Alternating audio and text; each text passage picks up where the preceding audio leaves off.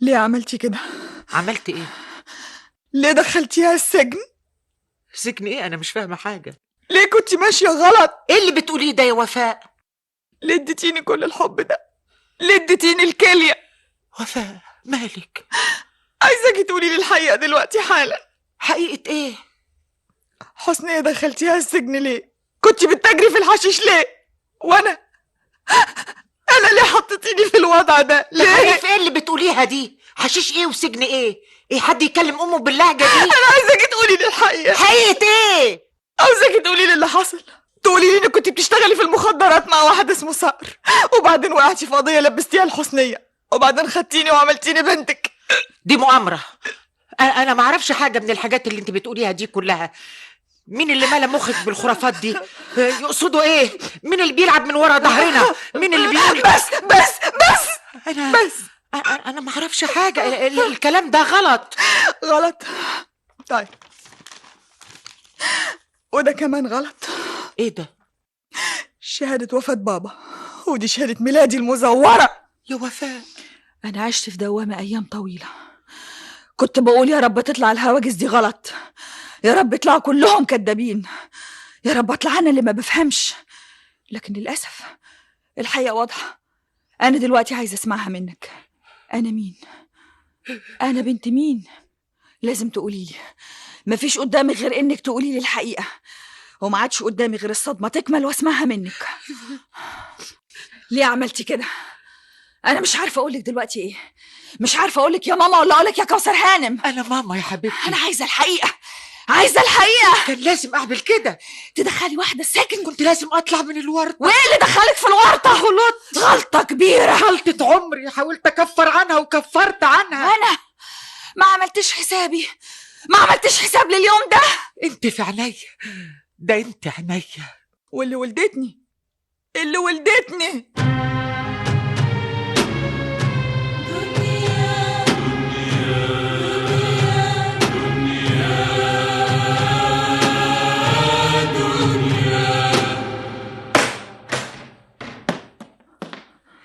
قالوا لي حضرتك رجعتي وعايزاني. ما صدقتش وداني. ازيك يا حضرة الظابط؟ أنا مالك يا بنتي؟ عينيك حمرا كده ليه؟ ايه؟ في حاجة بتوجعك؟ الله، خير كفل الشر. أنت عارفة أنا مين؟ حضرتك الظابط وفاء. أنا بنتك. بنتي؟ وفاء؟ مش ممكن يا بنتي. أنا مش عايزاكي تعيطي، مش عايزاكي تعيطي يا ست حسنية، قصدي يا أمي. أنا هحكي لك على كل حاجة. وبعدين الحل إيه؟ الحل في ايد ربنا يا بنتي. لازم تخرجي من السجن، لازم يتردلك اعتبارك، لازم الظلم يتشال عنك. لكن في نفس الوقت الظلم لما يتشال عنك اللي هتدفع ثمنه أمي، يعني المظلومة أمي، واللي لازم ناخد طارنا منها أمي، اللي لازم تطلع من السجن أمي، واللي لازم تدخل السجن أمي. ما تشغليش بالك بيا يا حبيبتي. انا اتعودت على الظلم، اتعودت على الضلمة والسجن، ما بقتش تفرق معايا. لكن تفرق معانا كتير. ازاي اسمح لنفسي ان امي اللي ولدتني وادتني الحياة تبقى جوه السجن وهي مظلومة؟ انا ما عدتش عايزة حاجة. انا يكفيني يا بنتي اني شايفاكي قدامي وعارفة الحيرة اللي انت فيها دلوقتي. جلادك يا ماما امي، ربتني احسن تربية وعلمتني احسن تعليم، ربتني على القيم والاخلاق والنبل، ادتني الحب، كل الحب، والاهم انها ادتني جزء من جسمها وهي عارفة انها مؤكد هتموت. ام بكل المقاييس، ام عظيمة. شايفة بقى الحيرة اللي انا فيها؟ مفيش حيرة يا ضنايا، انا ما عدتش بكرهها. اللي انا عرفته منك عنها مسح كل اللي عملته فيه. لكن ما يمسحش كل اللي عملته في اخواتي، ما يمسحش انها شردت اسرة كاملة. عملت عشانك كتير، واخواتي نصيبهم كده. مين اللي قال كده؟ يمكن كانوا طلعوا احسن مني. الفقر كان هيشدهم ورا. الفقر احيانا يبقى حافز للنجاح. هتتدخلي في حكمة ربنا. ربنا ما يرضاش بالظلم. هتعضي الإيد اللي اتمدت لك. ما اقدرش، دمي ملكها. بالراحة على نفسك يا بنتي. كانت السبب في حياتي مرة تانية. ارحمي روحك يا بنتي. وانتي ما ارحمكيش؟ ما ارحمش اخواتي؟ اللي راح واعتبارك يترد فيكي. وشبابك انت شباب، وعمرك اللي ضاع. انت عمري اللي جاي. أذيت المشاعر ما يرجعهاش إلا موقف إيجابي. لازم تخرجي من السجن، لازم. رايحة فين يا بنتي؟ هرجع لك تاني يا أمي.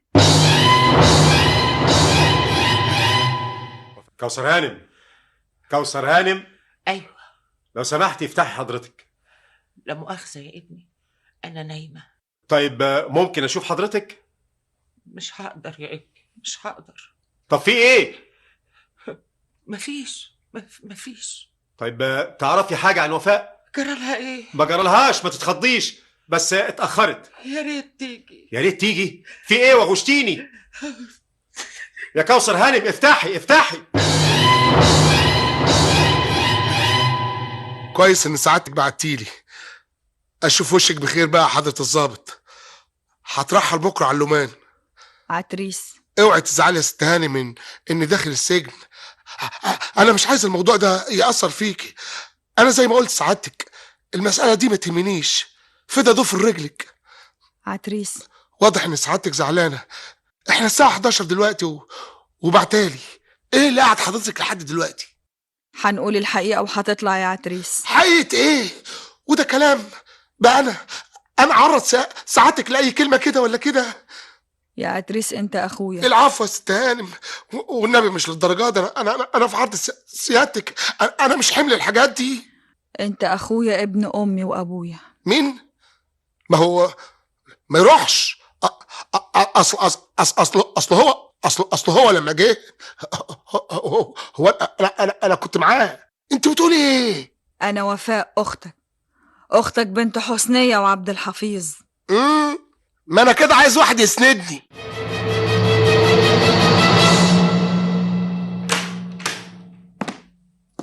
اهلا وسهلا، اهلا وسهلا. هليتي؟ انت عارفه الساعه كام دلوقتي يا ست هانم؟ انا بقالي 10 ساعات بغلي مش فاهم اي حاجه، ما عدتش فاهم اي حاجه، بقيت اخر من يعلم. اسمعي، الاحوال دي ما تعجبنيش.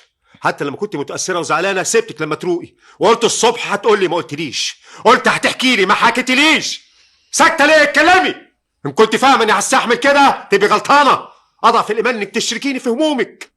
انا شايله فوق ما يحتمل البشر. الكلام الكبير ده زعلني اكتر، لان معنى كده اني مش في حياتك كما يجب. مشاكلك مش عايزه تشركيني فيها. يا يحيى، معنى كلامك ان في اسرار. ايوه في اسرار. في يا يحيى اسرار؟ اغرب اسرار ممكن تمر بانسان. وفاء، يحيى بكره تيجي معايا علشان نغير اقوالنا في محضر النيابه. قول ايه؟ نقول ان عتريس ما كانش جاي يسرق. هي دي الاسرار؟ عتريس لازم يطلع من السجن لانه مظلوم. مظلوم؟ ايوه، كان جاي عشان يشوفني. يشوفك فين؟ في اوضه النوم؟ ايوه، نقر لي وانا فتحت له. بتقولي ايه؟ نقر لك وفتحتي له؟ انت مجنونه؟ انت بتخرفي مش عارفه بتقولي ايه؟ انا بقول الحقيقه. انهي حقيقه؟ عتريس اخويا. اخوكي؟